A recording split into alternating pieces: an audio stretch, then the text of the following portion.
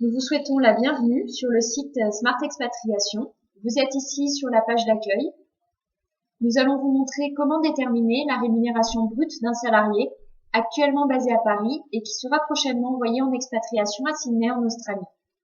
Pour accéder au calculateur, rendez-vous tout d'abord sur votre compte client, rentrez votre identifiant, puis votre mot de passe et validez. Vous allez être redirigé vers la page d'accueil de votre compte client. En bas de la page, un compteur vous indique le nombre de simulations créditées par formule. Cliquez sur « Lancer un calcul » en face de la formule que vous souhaitez utiliser.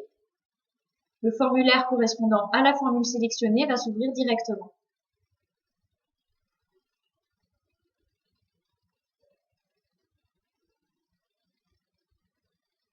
Pour la formule compréhensive qui nous concerne aujourd'hui, le formulaire se décompose en deux étapes. La première vous permet de paramétrer les détails généraux du calcul et la seconde étape vous permet de paramétrer la rémunération du salarié. Dans la première rubrique Assignee Information, nous vous offrons la possibilité de personnaliser le rapport final. Vous pouvez renseigner un titre pour le rapport, le nom de votre société, le nom et le prénom du salarié envoyé en expatriation. Rentrez ensuite la situation familiale de l'expatrié. Dans notre exemple, l'expatrié est marié et a 2 enfants. Le nombre d'enfants qui doit être renseigné ici correspond au nombre d'enfants à charge et accompagnant le salarié en expatriation. Indiquez ensuite les localités de départ et de destination en sélectionnant d'abord le pays, puis la ville.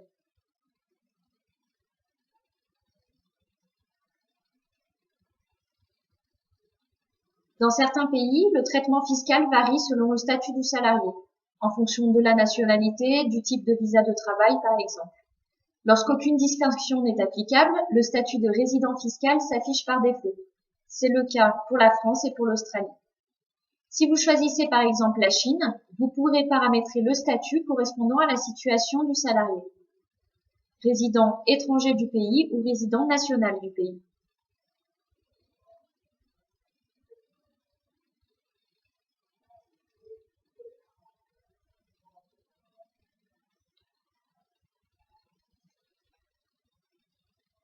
Choisissez l'option qui vous convient le mieux pour le calcul. En Home Gross Salary Information, vous pouvez renseigner les éléments de la rémunération brute du salarié pour paramétrer la descente en net dans le pays de départ, en France. Alors qu'avec l'option Home Net Salary Information, vous renseignez directement la rémunération nette du salarié à Paris. Pour calculer la rémunération dans la devise locale du pays de destination, Smart Expatriation génère automatiquement le taux de change du jour. Mais vous pouvez aussi paramétrer votre propre taux de change entre la France et l'Australie. Un taux de change lissé sur l'année ou sur les 6 derniers mois par exemple.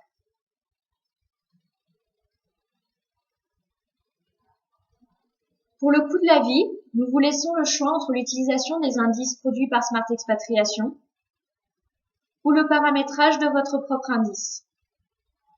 Sélectionnez dans ce cas Your Own Index et rentrez l'indice de coût de la vie,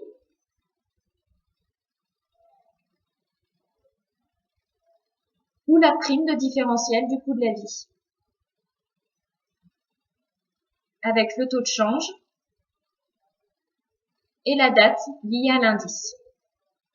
Si vous préférez utiliser les indices Smart Expatriation, vous avez le choix entre l'Expat Index, pour un expatrié dont les habitudes de consommation ne seront pas aussi aguerries que le consommateur local et qui achètera des produits importés plus chers, ou bien le Local Index, si vous considérez que le salarié en mobilité suivra un mode de consommation proche de celui d'un consommateur local.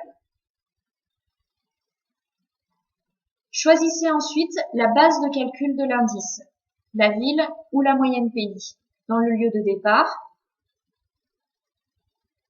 et dans le lieu de destination. Dans notre exemple, nous nous baserons sur les prix relevés à Paris et à Sydney.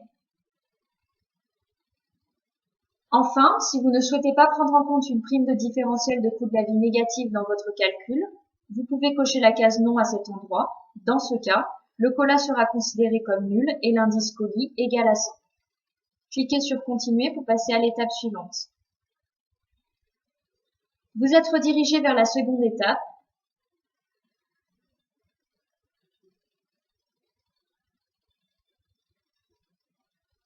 La colonne de gauche permet de renseigner les éléments de la rémunération du salarié dans son pays de départ, la France, et la colonne de droite concerne la rémunération dans le pays de destination, l'Australie. Les devises correspondantes sont indiquées en haut de chacune des colonnes pour vous orienter. Les cases grisées sont les cases pour lesquelles les résultats seront calculés automatiquement dans votre rapport, donc elles ne sont pas à remplir. Commencez par renseigner la rémunération brute de votre collaborateur.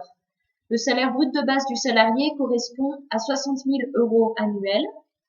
Il perçoit un bonus de 10% de son salaire brut de base. Vous pouvez également indiquer le montant du bonus brut en euros. Un élément de rémunération brute additionnel peut être ajouté, par exemple une prime d'ancienneté pour calculer la rémunération brute totale du salarié en pays d'origine et qui sera en fait la somme de ces trois éléments. La rémunération nette totale peut se déterminer automatiquement à partir de ces éléments, mais vous avez également la possibilité d'indiquer vos propres montants de charges sociales et d'impôts, soit en pourcentage de la rémunération brute totale ou directement en valeur absolue. Dans notre étude de cas, nous connaissons le pourcentage de charges sociales, 23,6%. Le montant correspondant sera intégré dans le calcul de l'impôt pour déterminer le salaire imposable.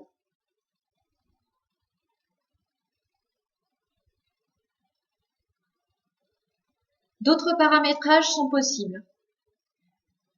Un élément de rémunération nette additionnel, par exemple une spouse allowance, qui sera intégré dans la rémunération nette totale du salarié.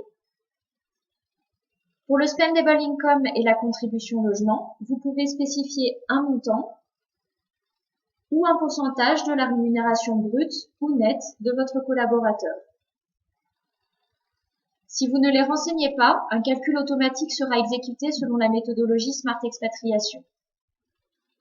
Vous pouvez rentrer le montant d'autres dépenses qui ne seraient pas comprises dans le spendable income, par exemple les coûts de scolarité.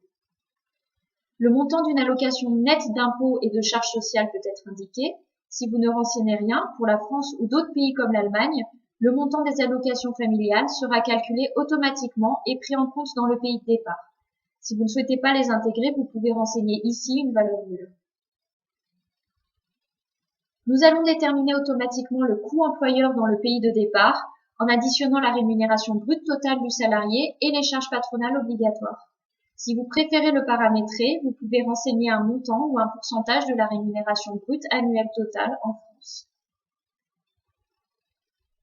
Paramétrez ensuite le package d'expatriation qui sera attribué à votre collaborateur dans son pays de destination. S'il n'est pas renseigné, nous calculerons automatiquement le montant des prestations sociales familiales ou indiquerons un montant nul si le pays ne verse pas ce type de rémunération complémentaire. Vous pouvez rentrer un montant annuel d'allocation nette d'impôts et de charges sociales qui ne sera pas intégré dans la détermination de la rémunération nette dans le pays de destination. Nous donnons une estimation automatique du coût réel d'un loyer annuel dans la ville de destination. L'estimation se base sur la situation familiale du salarié. Vous pouvez aussi renseigner le montant du coût réel ou de l'allocation logement dans la monnaie locale. Les coûts de scolarité et d'un véhicule peuvent également être renseignés. Et vous pouvez rentrer jusqu'à 6 primes nettes et 6 primes brutes annuelles. Il vous suffit de cliquer sur le bouton plus ou moins pour augmenter ou diminuer le nombre de lignes. Dans notre exemple, le collaborateur a droit à une prime mobilité nette de 10 000 €. Rentrez le libellé de la prime ainsi que le montant en euros. Et une prime d'installation brute d'un montant équivalent à un mois de salaire, soit 5 000 €.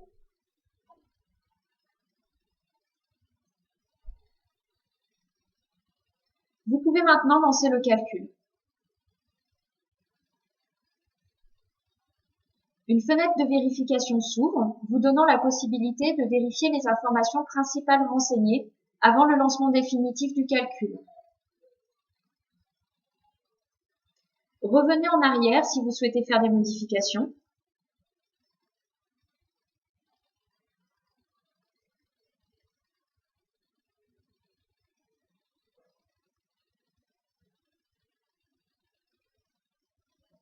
puis valider votre calcul.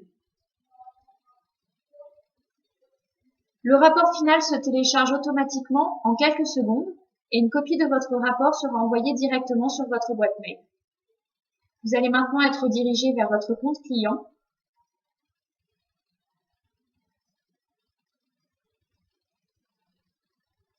Vous trouverez ici l'historique des simulations que vous avez lancées depuis votre compte. Vos rapports y sont également archivés.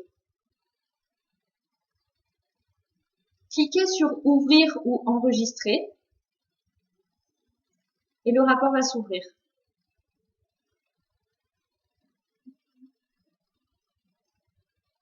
Alors, il se compose de 6 pages. Une première page de garde, reprenant les informations renseignées au préalable,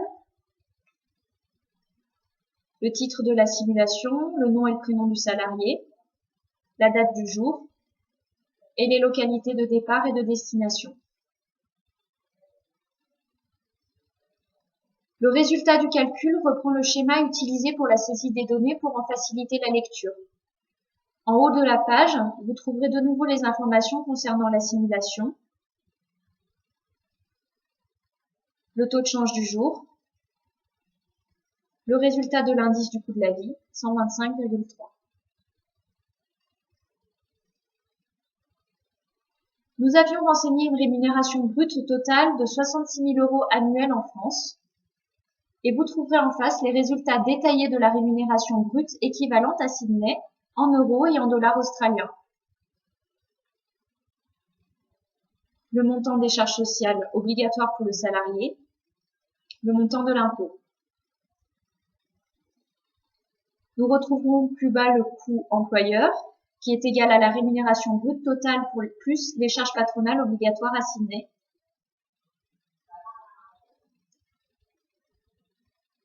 Des annotations expliquent la méthodologie suivie pour les calculs.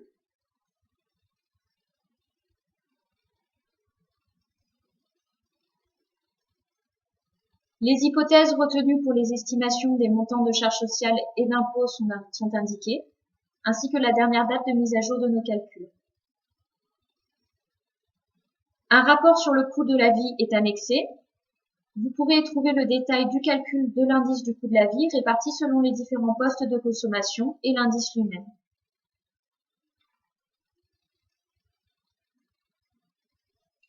Enfin, une grille complète sur le coût du logement dans la ville de destination.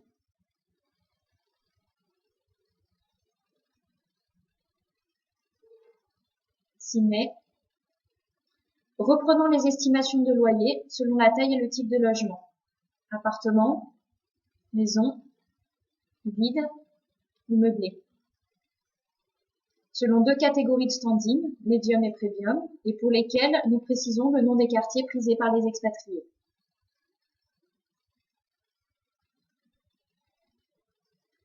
Nous donnons des indications sur le marché de la location à Sydney et les conditions du bail, conditions pour la signature, frais d'agence éventuels, montant du dépôt de garantie, etc. Nous vous remercions pour votre attention et vous proposons maintenant de répondre directement à vos questions.